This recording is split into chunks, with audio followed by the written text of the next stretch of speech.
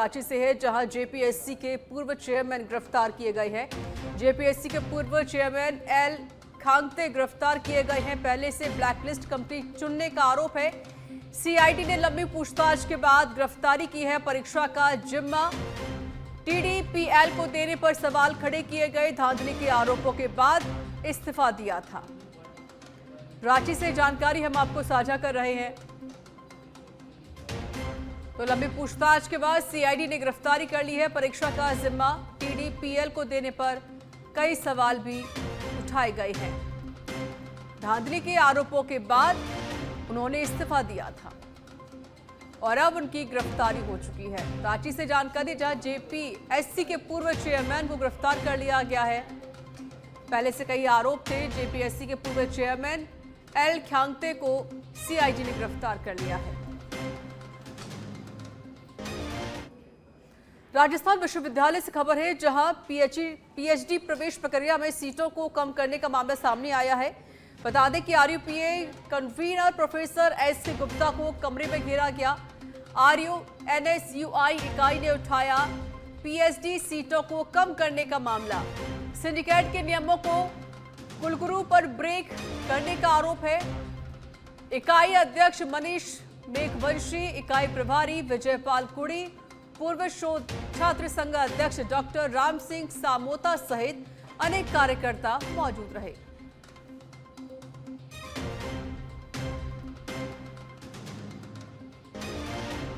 PhD प्रवेश प्रक्रिया में सीटों की कम करने का मामला है। आरयूपीए कन्वीनर प्रोफेसर एस गुप्ता को कमरे में घेरा गया है।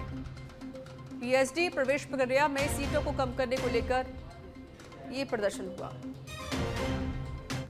कोटा के इटावा से खबर है, जहां दिल्ली मुंबई एक्सप्रेसवे पर चलते ट्रक में अचानक से भीषण आग लग गई। आग लगने से ब्रेक में भरी हुई सब्जियां जलकर राख हो चुकी हैं। शॉर्ट सर्किट बताया जा रहा है आग लगने की वजह। घटना के बाद यातायात प्रभावित हो गया। पुलिस मौके पर पहुंची है। मध्य प्रदेश से हरियाणा के हिसार से जा रहा था ट्रक। दिल्ली मुंबई एक्सप्रेसवे पर मंडावरा टोल नाके के पास ही घटना बताई जा रही है। कोटा से जानकारी हम आपको साझा कर रहे हैं, जहां एक ट्रक में भीषण आग लग गई और इस आग की वजह शॉर्ट सर्किट बताया जा रहा है। पुलिस का अमला मौजूद है। दमकल को बुलाया गया। फिलहाल आग पर काबू पा लिया गया है, लेकिन ट्रक में रखी हुई सारी सब्जियां जलकर राख हो चुकी हैं।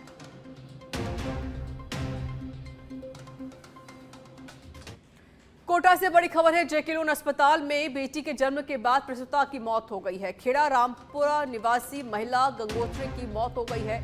परिजनों ने डॉक्टरों पर लापरवाही के आरोप लगाए हैं। पुलिस ने मेडिकल बोर्ड से शव का पोस्टमार्टम कराया है।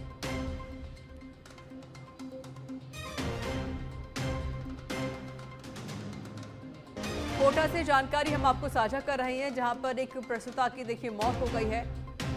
परिजनों ने डॉक्टर्स पर इलाज में लापरवाही के कई गंभीर आरोप लगाए हैं। पुलिस ने मेडिकल बोर्ड से पोस्टमार्टम करवाया है। फिलहाल पुलिस पूरे मामले को लेकर जांच पड़ताल कर रही है। परिजनों से समझाइश का दौर लगातार जारी है। कोटा से जानकारी हम आपको साझा कर रहे हैं।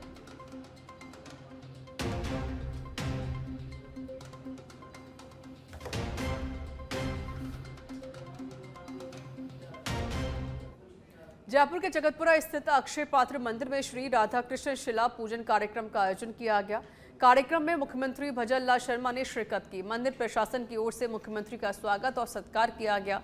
इस दौरान बगरू विधायक कैलाश वर्मा भी मौजूद रहे। मुख्यमंत्री ने इस दौरान मंदिर में विशेष आरती भी की।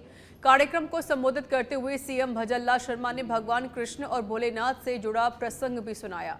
मुख्यमंत्री ने गुप्त वृंदावन धाम की संस्था को धार्मिक और सामाजिक क्षेत्र में किए जा रहे कार्यों के लिए बधाई दी। गुप्त वृंदावन धाम में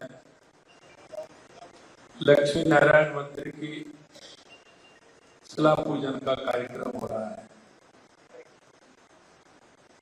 आपने देखा है कि हमारे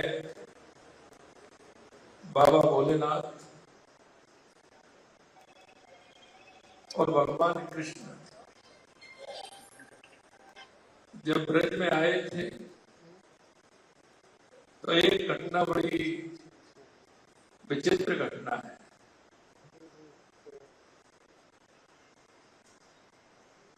जब भगवान कृष्ण ब्रज में आ गए थे कि बाल रूप के रूप में, तो भगवान भोलेनाथ कैलाश पर तपस्या कर रहे थे। जैसे ही उनके नेत्र खुले और उन्हें पता लगा कि भगवान कृष्ण ने बाल रूप में ब्रज में अवतरित हो गए, तो वहां से वो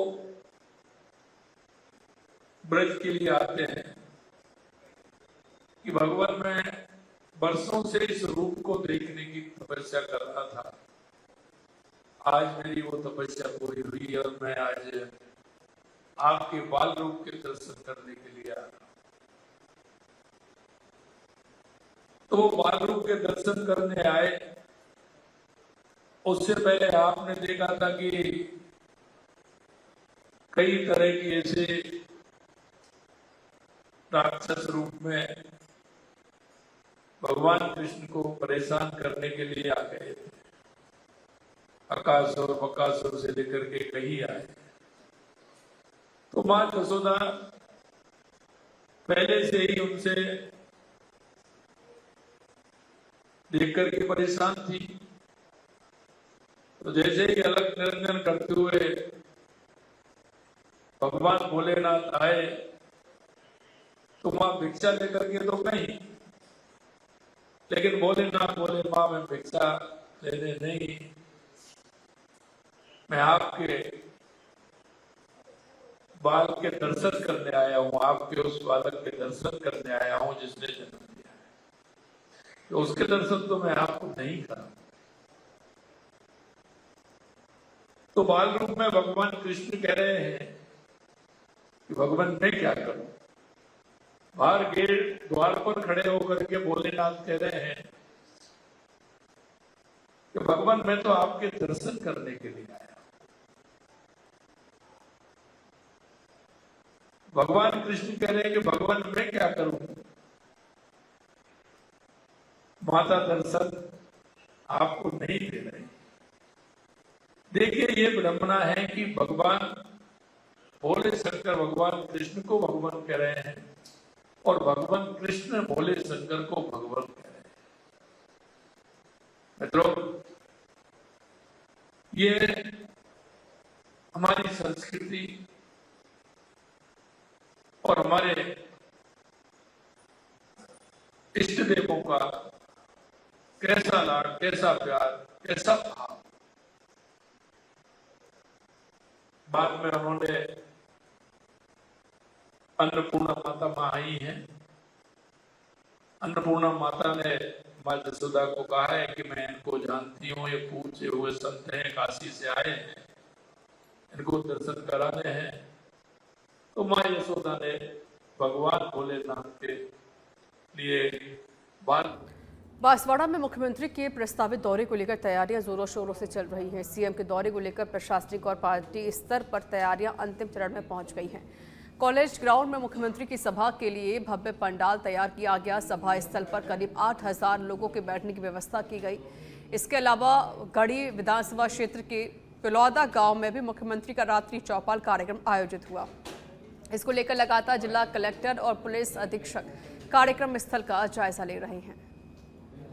हम सब मिलकर, आप और हम सब मिलकर के इनके स्वागत में आतुर हैं। जब भी सीएम साहब पधारेंगे अपन सब मिलकर भव्य दिव्य स्वागत करेंगे और उनको सुनेंगे। सीएम साहब सौगात ही देते हैं, हर बार आते हैं तो कुछ न कुछ देते ही हैं। अब भी आएंगे तो कुछ देंगे भी सही। और रेलवे की सौगात के लिए और रांची में छात्रों का विरोध प्रदर्शन जारी है। रांची विधानसभा के बाहर डटे प्रदर्शनकारियों पर आंसू गैस के गोले दागे गए हैं। रांची विधानसभा के बाहर डटे हैं प्रदर्शनकारी छात्र। बड़ी जानकारी हम रांची से आपको साझा कर रहे हैं, जहां पर देखिए विरोध प्रदर्शन किया जा रहा है और छात्रों पर आंसू गैस के गोले भी दागी गई है। पानी की बौछार इन सभी छात्रों पर की गई है। रांची विधानसभा के बाहर डटे प्रदर्शनकारी छात्र। हंगामा काफी ज्यादा हो रहा है, सरकार सुन नहीं रही है। पिछले कई दिनों से ये सभी छात्र प्रदर्शन कर रहे हैं। अपनी मांगों को लेकर ये प्रदर्शन किया जा रहा है।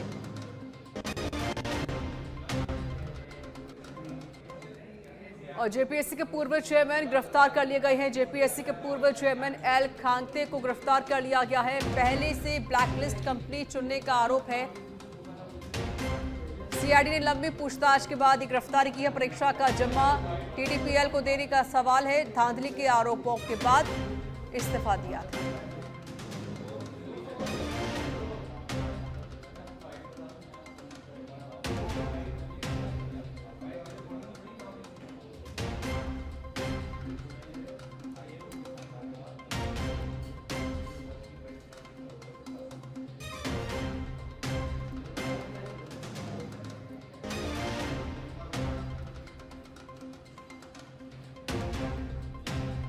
झुंझुनू के वार्ड नंबर 45 को करीब 1 करोड़ 80 लाख रुपए के विकास कार्यों की सौगात मिली है।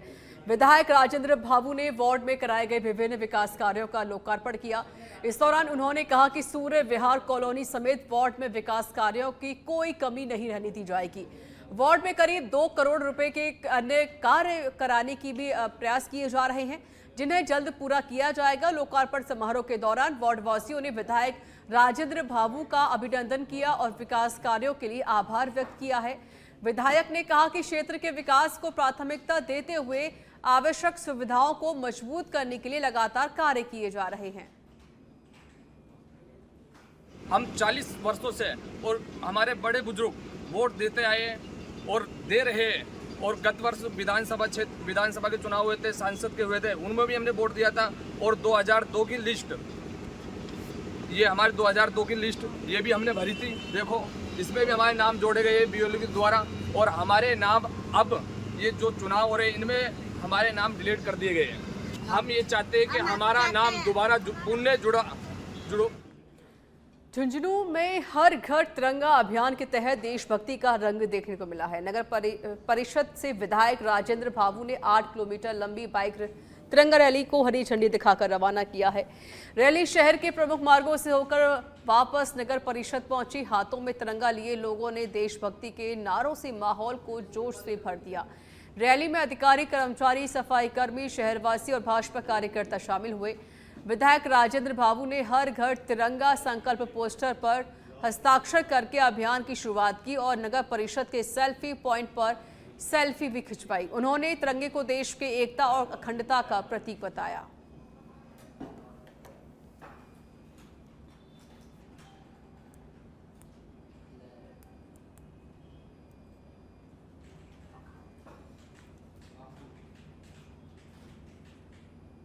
देश भर में 9 तारीख से 19 तारीख तक घर घर तिरंगा यात्रा का ये कार्यक्रम है। इसका मुख्य उद्देश्य है कि भारतीय संविधान की जो मूल भावना है, सार्वभौमिकता, एकता और अखंडता को मूल मंत्र अर्थात केंद्र बिंदु मानते हुए देश के आन बान शान का जो ये राष्ट्रीय ध्वज प्रतीक है उसका सम्मान करना तथा पूरे न कि सिर्फ बड़े बड़े बिल्डिंगों पे राष्ट्रीय ध्वज लगाया जाए बल्कि हर घर में तिरंगा लगाया जाए। कलेक्ट्रेट से हमने तिरंगा प्रभात फेरी का आयोजन किया गया था। आज तिरंगा बाइक रैली का आयोजन किया जा रहा है कि प्रत्येक देशवासी, प्रत्येक नागरिक को अपने देश, ये गर्व होना चाहिए अपने देश पे कि हम उस स्वतंत्र भारत के नागरिक हैं जिनको आज हमारे देशभक्तों ने, महापुरुषों ने अपनी जान की कुर्बानी लगाकर हमें ये स्वतंत्र भारत दिया। ये राष्ट्रीय पर्व है, हम हर वर्ष धूमधाम से मनाएं और हर नागरिक के दिल में ये जज्बा हो, देश की एकता, अखंडता सुनिश्चित रहे। और हमें बाला जिले के अंता उप जिला अस्पताल में चिकित्सा व्यवस्थाओं को लेकर सवाल खड़े हो रहे हैं। अस्पताल में 20 डॉक्टर्स में से सिर्फ 9 चिकित्सक ही मौजूद मिले, जबकि चिकित्सा प्रभारी के भी छुट्टी पर होने की जानकारी सामने आई।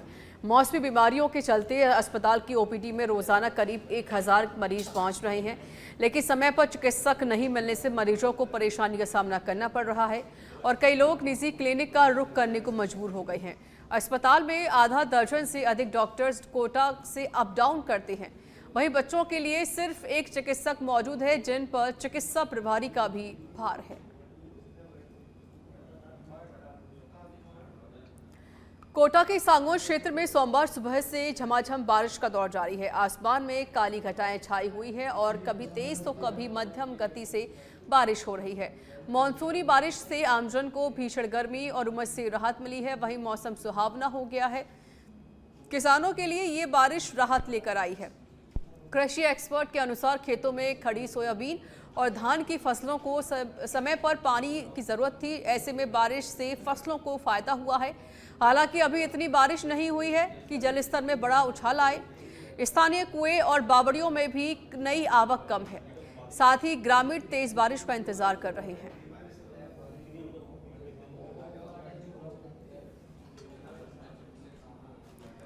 भरतपुर में जलभराव से परेशान लोग उतरे हैं सड़कों पर। जलभराव की समस्या को लेकर विरोध प्रदर्शन किया जा रहा है। लोगों ने गोलपुरा बाईपास पर विरोध प्रदर्शन किया है। जलभराव से करीब आधा दर्जन कॉलोनी के निवासी परेशान हैं। नालों की उचित सफाई नहीं होने से पानी भर गया है। हर वर्ष होती है जलभराव की समस्या।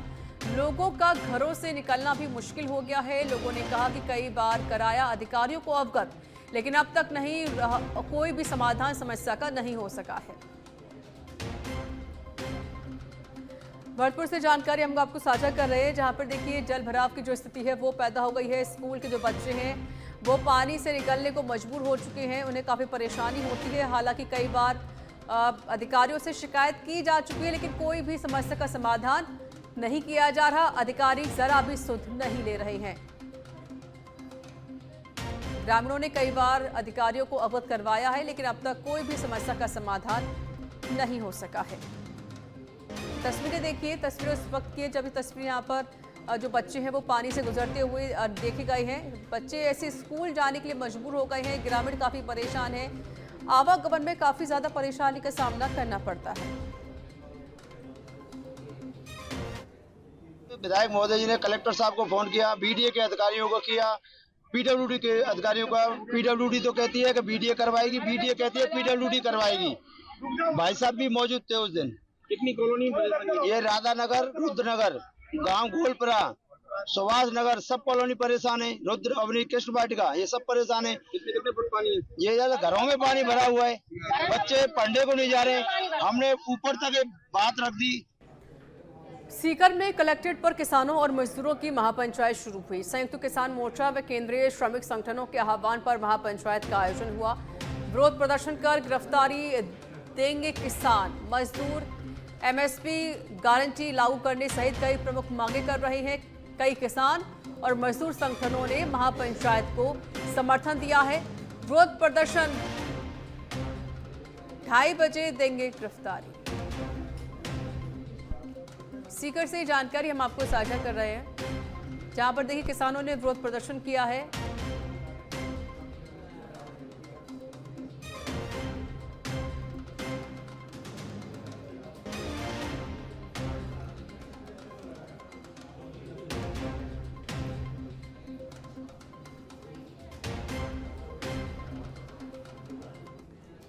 फतेहपुर शेखावाटी के वार्ड नंबर 45, 46 और 47 के बोबना स्कूल क्षेत्र में सीवरेज की समस्या को लेकर स्कूली बच्चों और मोहल्ले वासियों का गुस्सा फूट पड़ा है। रवि स्कूल, सुरेश बाल विद्या मंदिर और किड्स जोन स्कूल के सैकड़ों बच्चे सहित स्थानीय लोगों ने नगर परिषद के खिलाफ प्रदर्शन कर नारेबाजी की है। लोगों का आरोप है कि सीवरेज चैम्बरों से निकल रहा गंदा और बदबूदार पानी सड़कों और नालियों में फैल रहा है, जिससे बच्चों को स्कूल आने जाने में परेशानी हो रही है। कुछ लोगों ने घरों में भी बदबूदार पानी आने की शिकायत की है। प्रदर्शनकारियों ने नगर परिषद को 3 दिन का अल्टीमेटम दिया। समाधान नहीं होने पर नगर परिषद कार्यालय के बाहर धरने की चेतावनी दी गई। कहेंगे क्या, बहुत तकलीफ में स्कूल है, ये है, देखो वो उधर से कभी भी सब पब्लिक का आम रास्ता है। ये बारिश हो जाती है, वो पुलिया में पानी भर जाता है, इसमें ये आम रास्ता है और ये इतना गंदगी हो रही है।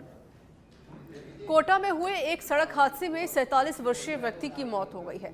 मृतक की पहचान सत्यप्रकाश निवासी सेवा सहकारी समिति नया भदाना के रूप में की गई है।